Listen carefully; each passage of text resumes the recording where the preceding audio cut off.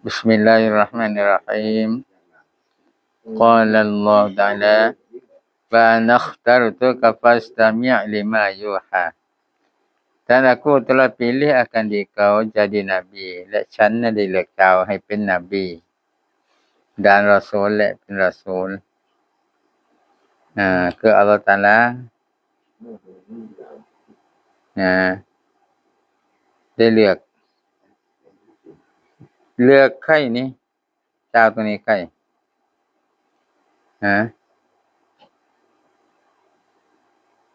เราเรียนถึงเรื่องใครนบีมูซาเนี่ยนบีมูซานั้นตอนที่ว่าลบจากมัดยันบ้านของนบีชูเอฟถึงพอมา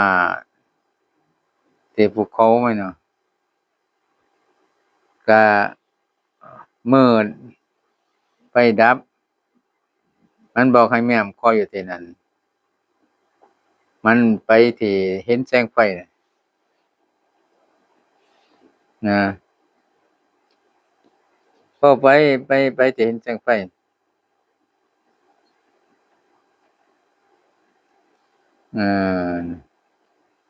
พอนบีมูซาไปมันก็เห็นไฟลุกก็ที่ต้นไม้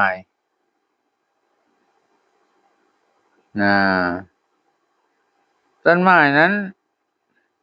เป็นต้นไม้น้ำรอบๆไฟนั้นรอบๆไฟ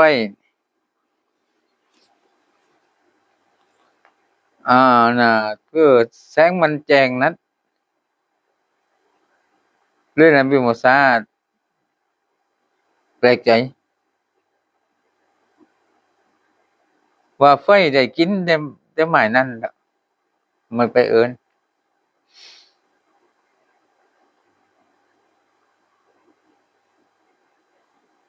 เนี่ยคอยกิน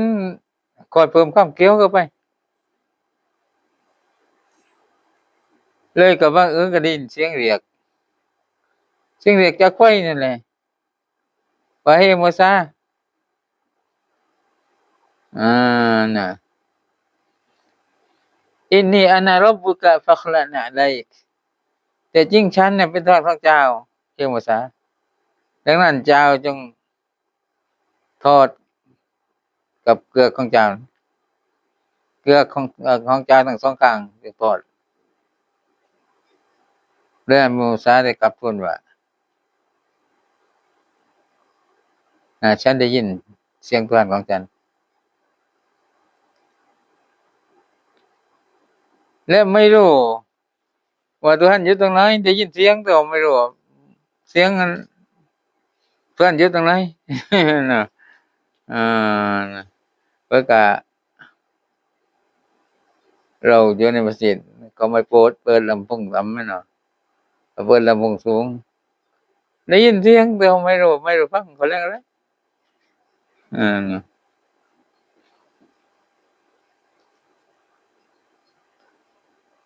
เลยท่านกล่าวว่า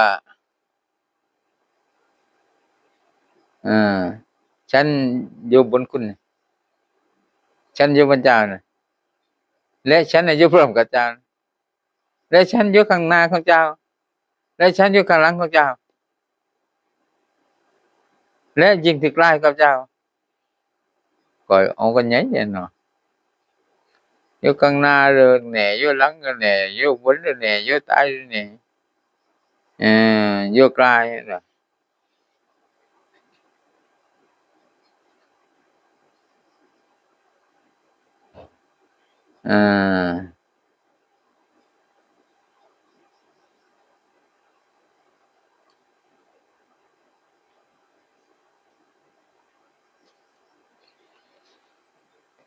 คือนบีมูซาก็เกิดความอยากเห็นขึ้นมานะได้ยินคำนั้น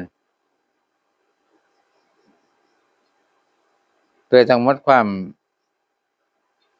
โศกเศร้าจึงกระทั่งว่ามันจะทิ่นอวัยวะและได้ ติดถิ่นสิฟัตได้ยินจากทั้งหมดทิศนะเลยสาเหตุที่เขาใช้ทอดเกลือกน้ำหนอเพราะว่าให้เกียรติกับอัลเลาะห์ตะอาลาและถ่อมตนและให้ได้เหยียบแผ่นดินด้วยสองตีน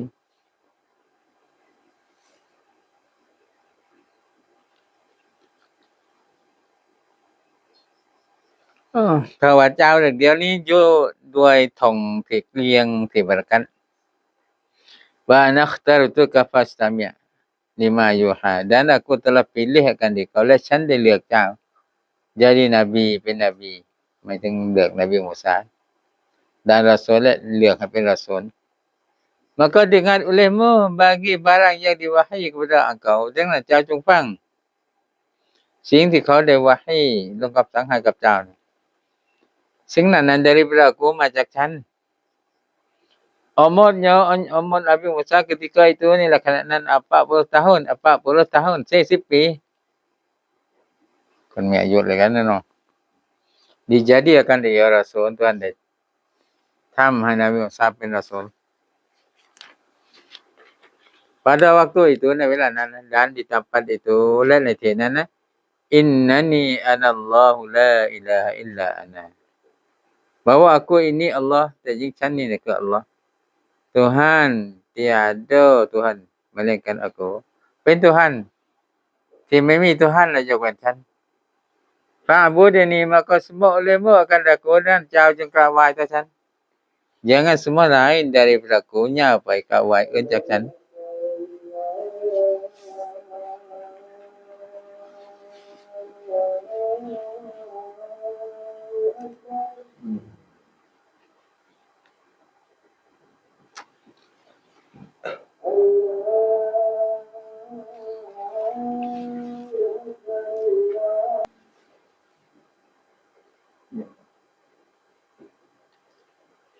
Fa'budni maka semua olehmu akan aku jangan semua lain daripada aku ดังนั้นเจ้าจงกราบไหว้กับฉันอย่าไปกราบไหว้สิ่งอื่นจากฉัน Faqimis salata li zikri dan diri olehmu akan sembahyang และเจ้าจงยืนหยัดกับมันยัง kerana mengingat akan aku dalamnya นะเพราะว่าลำลึกถึงฉันในนั้นในมันยัง Inna sa'ata atiyatun akadu ukhfiha bahwa hari kiamat itu แต่จริงวันกิยามัตนั้น lagi akan datang sampaiข้างหน้า Aku kanaki sembunyi akan dia ฉันประสงค์ที่จะสอนกับมัน daripada manusia จากมนุษย์ประสงค์ที่จะสอนไม่ได้บอกโดยตรงว่าวันนั้นเวลานั้นนะ dan zahir hampirnya dengan alamat และzahir ว่าใกล้วันกิยามัตด้วยมีalamat itu jaza kullu nafsin bima tas'a supaya dibalas setiap seorang dengan barang yang ia usaha เพื่อว่าเขาจะตอบแทนทุกๆคนนั้นโดยสิ่งที่มันพยายาม daripada kebajikan atau kejahatan จากความดีหรือว่าความชั่ว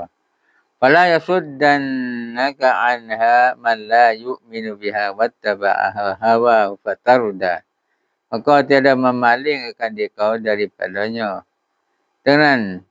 จะไม่ทำให้พันกับเจ้านั้น daripadanya จากมันไม่ทำให้พันจะไม่ทำให้เจ้าพันจากมันจากวันกิยามัต oleh sebab mereka yang tidak beriman โดย sebab พวกที่ไม่อิมัน dengannya dengan kiamat dan ikut hawa nafsu และพวกที่ตาม hawa nafsu pada ingkarnya ในการปฏิเสธวันกิยามัต maka jadi binasa engkau เลยจะเป็นคนเสียหาย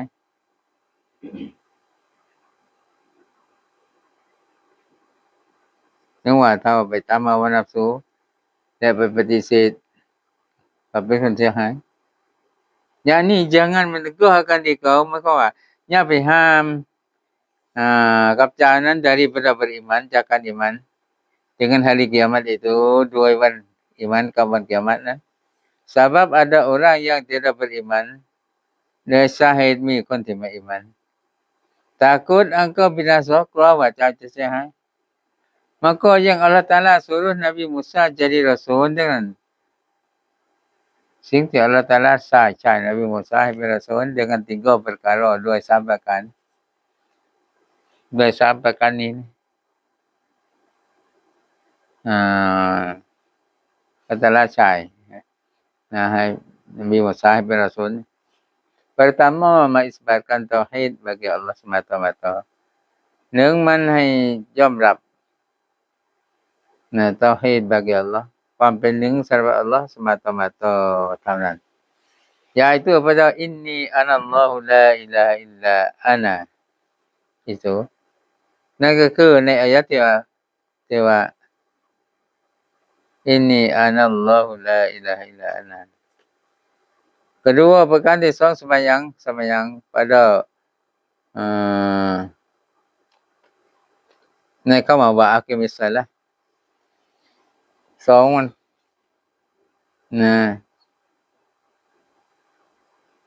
2จาก3ประการAllah Ta'ala แต่งตั้งนบีมูซาให้เป็นรอซูลนะประการที่2คือ pada wa aqimis salat ในคำว่า wa aqimis salat จงตั้งมั่นอย่างจงยืนมั่นอย่าง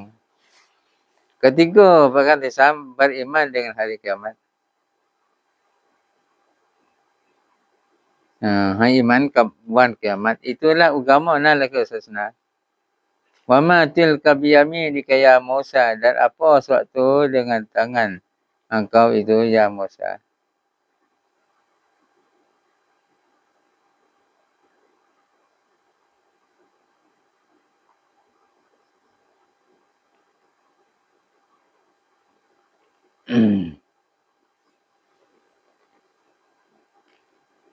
dan apa suatu dengan tangan engkau itu ya Musa และอะไรสิ่งที่อยู่ที่มือของเจ้าให้มูซา faqala hiya 'asaya atawakka'u 'alayha wa ahussu biha 'ala ghanami wa hiya fiha ma'arib ukhra semua Musa Nabi Musa ได้ตอบ yaitu ที่มือของฉันนั่นคือ tungkat saya nama ไม้เท้าของฉัน saya bertungkat atasnya ฉันได้เท้าบนไม้เท้านั้น dan saya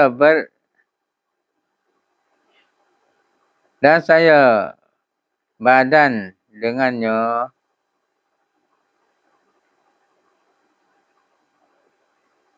และฉันได้ตอบแทนด้วยไม้เท้านั้นแหละbadan ตรงนี้นี่นะเหี่ยวแล้วเนาะทุบเลย saya badan dengannya dan kayu ฉันได้ทุบด้วยไม้เท้านั้นแหละใบไม้ atas kambing saya makanya ให้แพะของฉันกิน dan bagi saya padanya banyak hajat yang lain และสำหรับฉันนี่ในไม้เท้านั้นมาความต้องการอื่นจากนั้นนั่นแหละ seperti jangkus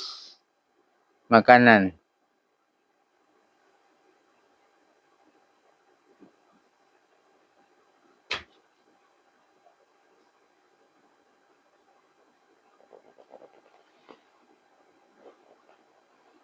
jangkus ni gọi đây đây liền jangkus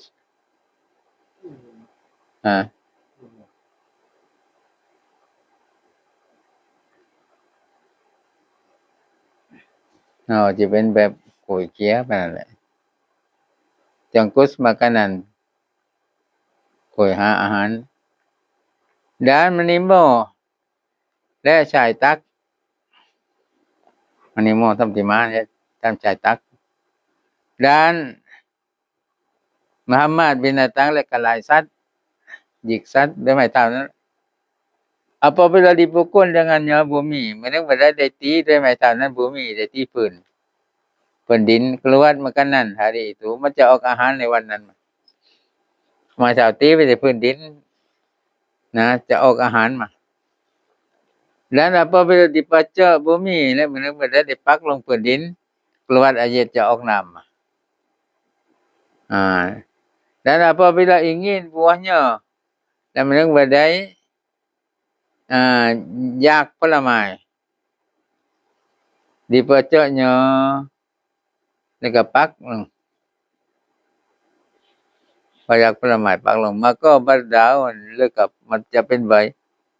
ไม้เท้านั้นนะจะเป็นใบด่านบัดบัวเป็นโลกคือปลาล้อยอหัวของมันหัวของไม้เท้านะเป็นใบเป็นโลก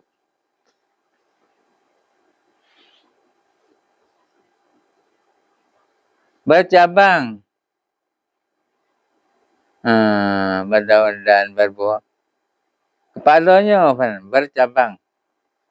หัวของมันเด็กๆนี่เป็นกิ่งเป็นแต่กิ่ง jadi apabila dicebok ayat telaga mending badai cebok ayat telaga ditaknam taknam boh dan jadi pelita malam ni ก็เป็นตะเกียงนี่ตอนกลางคืน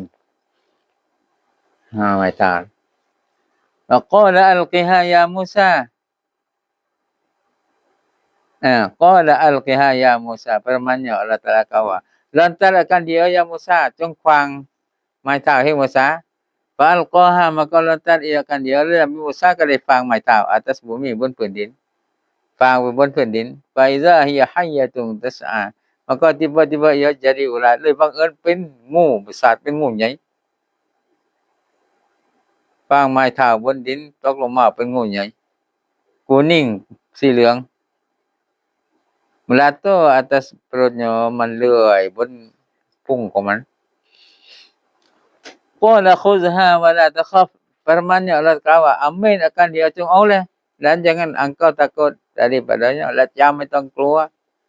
Musa จงเอาแล้วก็ไม่ต้องกลัว sanu'iduha siratahal ula lagi kami balik akan dia kelakuannya yang mulaคือเราจะพลิกกลับกับมันน่ะเนาะพลิกกลับกับงูเดี๋ยวนี้กะละกวนเนี่ยสภาพของมันอย่างหมดแล้วให้ลบไม่ได้สภาพของมันแรกเริ่มคือพ่อนบีมูซาจับนะกำจะเป็นไม้เท้าลบตามเดิม maka memasuk Musa akan tangannya pada dalam mulutnya dan Nabi Musa ได้ใส่มือของนบีมูซาเข้าในปากของมันงูน่ะ maka balik ia jadi tungkat nah เลยก็งูนั้นเดี๋ยวนี้nah ได้เปลี่ยนเป็นไม้เท้า dan yaitu tempat masuk dengan tangan itu dan nyata tempat masuk tangan itu และชัดเจนที่ใช้ไม้เท้าที่ใช้มือนั้น tempat pegangan เพื่อที่ถือมัน antara dua cabangnya ในระหว่างสองปาง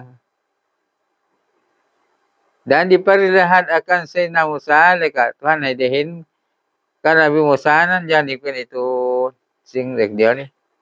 di Bukit Turi Sina ในภูเขาตูริซีนาkanให้ได้เห็นที่ภูเขาตูริซีนา ketika jadi rasul itu ตอนที่เป็นrasul supaya tidak takut ia เพื่อว่าจะไม่กลัวเลยนบีมูซา ketika jadi ulat นะตอนที่ว่าเป็นงูในหะปันฟิรออนตอนนั้นฟิรออนเราเคยเห็นแล้วว่าไม่ได้กับมันเนาะตอนให้มาเป็นจ้ะ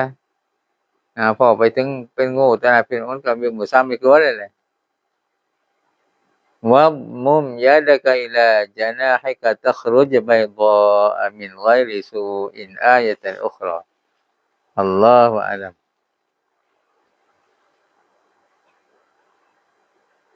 شهد الله الفاتحة أعوذ بالله من الشيطان بسم الله الرحمن الرحيم الحمد لله الرحمن الرحيم إياك نعبد ونستعين إلى صراط المستقيم صراط الذين أنعمت عليهم غير المغضوب عليهم ولا بسم الله الرحمن الرحيم اللهم إنا نعوذ بك من أمر لا ينفع وقلب لا يخشى وعمل لا يرفع ودعاء لا اللهم زدنا علما وفهمنا اللهم اجعلنا من العلماء العاملين وفقنا به صلى الله على سيدنا محمد وعلى آله وصحبه وسلم سبحان ربك رب العزة عما يصفون وسلام على المرسلين الحمد لله